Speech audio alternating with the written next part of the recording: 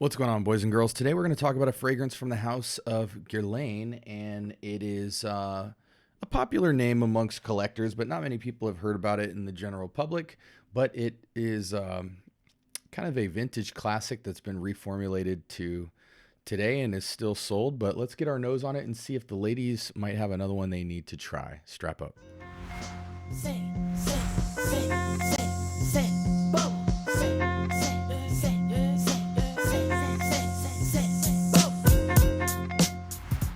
All right, welcome to the Scent Bubble. I'm your host for the afternoon. Today from the house of Guerlain, we have Jicky EDP. And for any vintage, older formulation batches and things like that, I highly recommend a website called Surrender to Chance. We are in the year 2026, so if you're watching this video in the future, maybe they might not be around, so definitely Google them and make sure they're still in existence. But as far as I know right now, in the last couple of years, as well as this year, they've been an incredible resource for sampling vintage fragrances.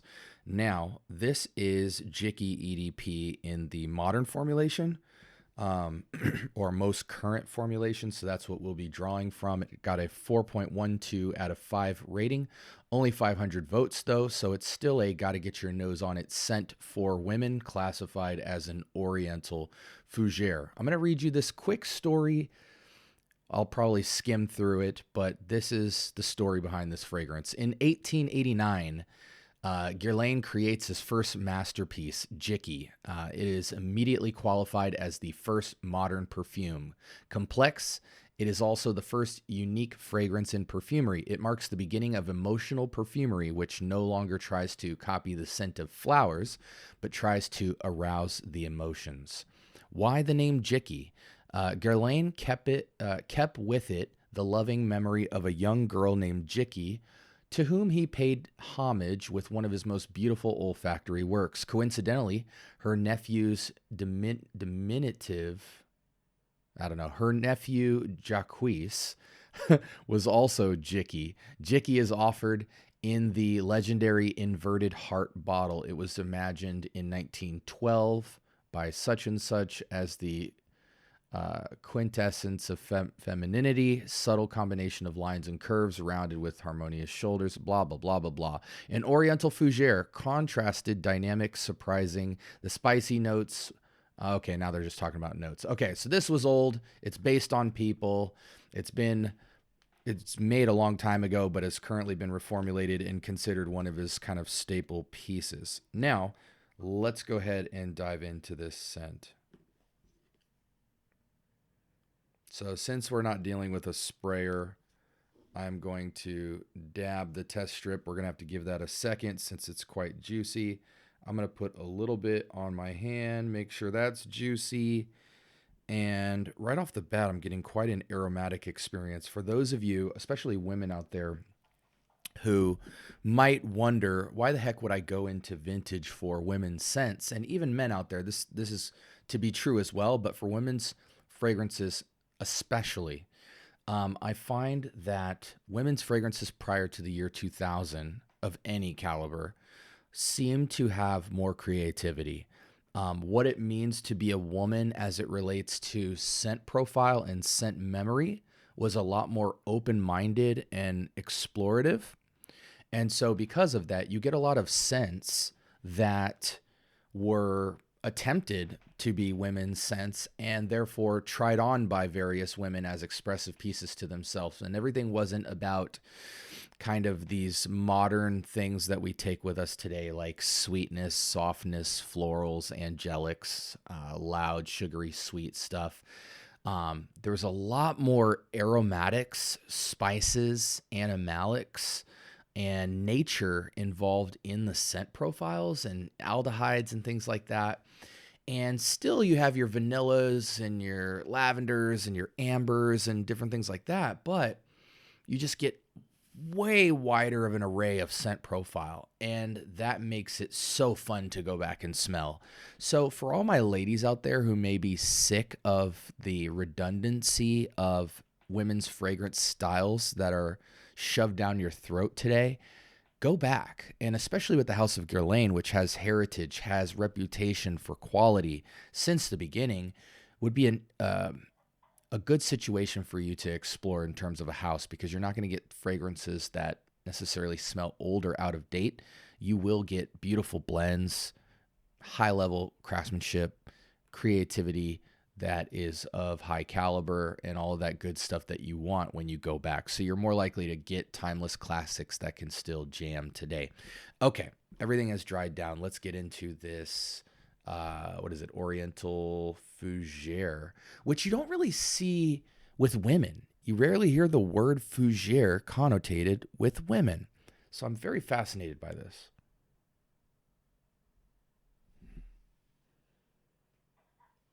And I can definitely say that this is a fragrance for lavender lovers. Okay. This is aromatherapeutic. It is almost airy, slightly minty, slightly spicy, pure lavender balm. Pretend you went to Lush, the soap place. For those of you who don't know, just look up lush.com, I believe, and you can see all of their products. But it's essentially kind of this crunchy hipster place where they use a lot of organic raw materials and stuff to make soaps, face masks, bath bombs, things like that. But there's a bath bomb that they always have in there that's just called lavender or lavender balm, and it is a lavender balm. It's a aromatic, green, spicy, purple, suede-ish, intense aromatic balm. And that's what this is.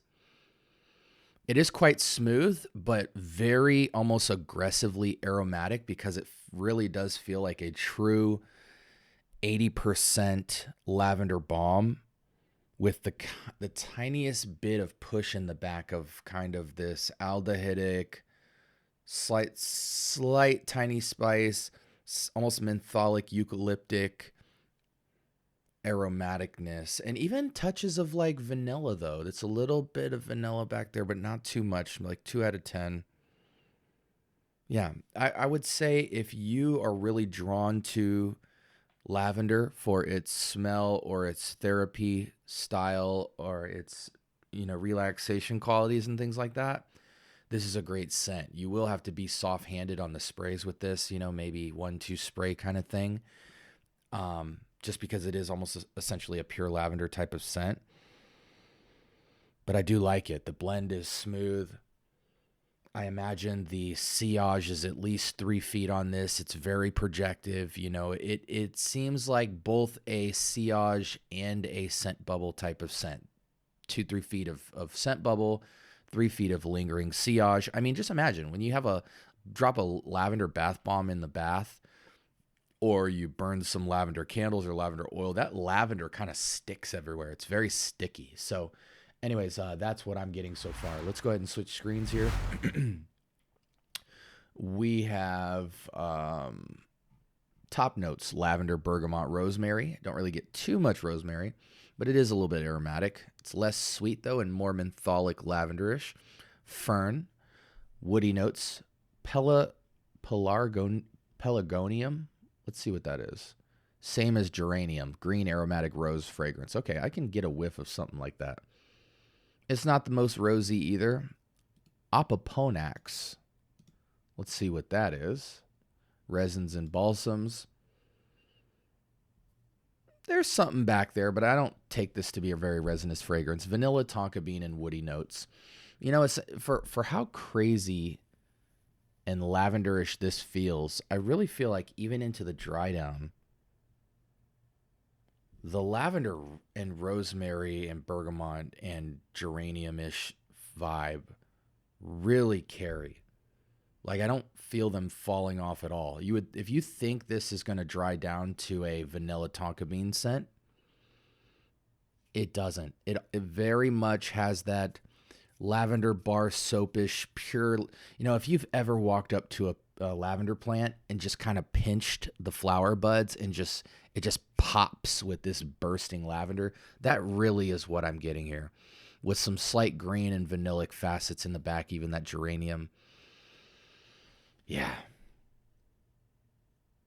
I think I have enough of what I need to conclude this video, but let me just double check moderate longevity. So, I mean, I genuinely feel like you should get 6 hours pretty easily with this fragrance, at least 6 hours. Moderate sillage as well, which is kind of what I said before. These bottles are awesome. They're cheap looking in person because this is glass with a plastic cap, which is kind of odd. But there is something minimalistically beautiful about the visual of this bottle. This perfume reminds me of Shalimar. Shalimar, honestly, Naxos weight, but nowhere near the smell.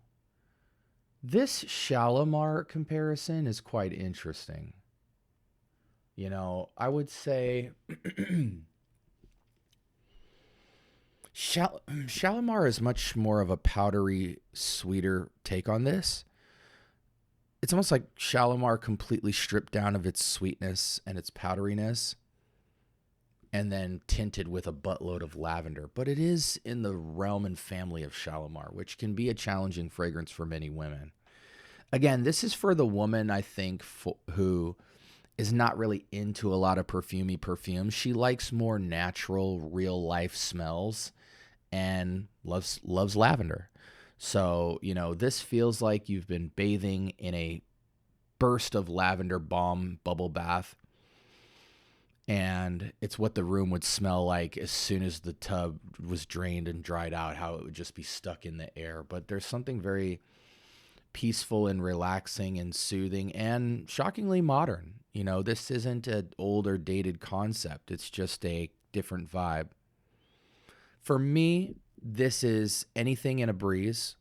Could be 4 seasons, but I think the fall would be the most ideal for a fragrance like this.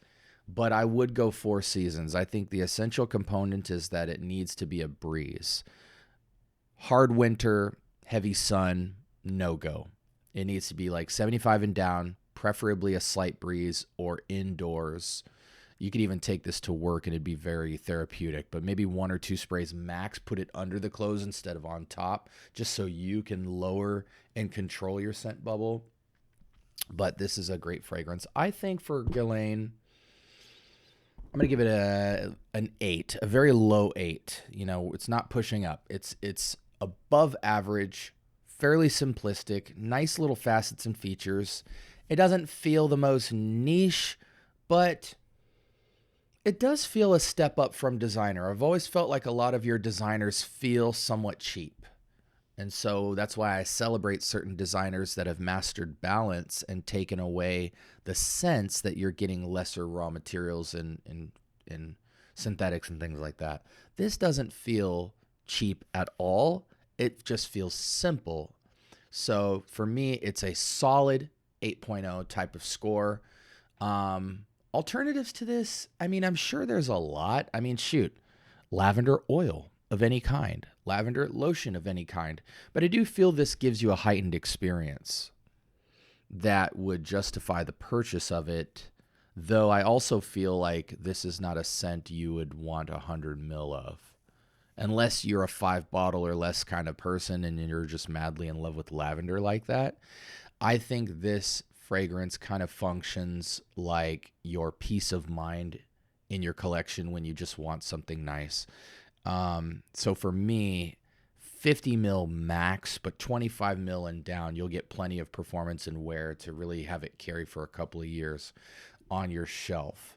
Women, I think it's definitely worthy of putting your nose on. But again, it is a pure lavender with a little bit of extra bells and whistles type of scent. So if you're into that, definitely put your nose on it. I think this fragrance runs, let's see. It's hard to find this one. I'm seeing it go as low as $100, though I think it retails for much higher if I'm not mistaken. Let me double check before I sign off here.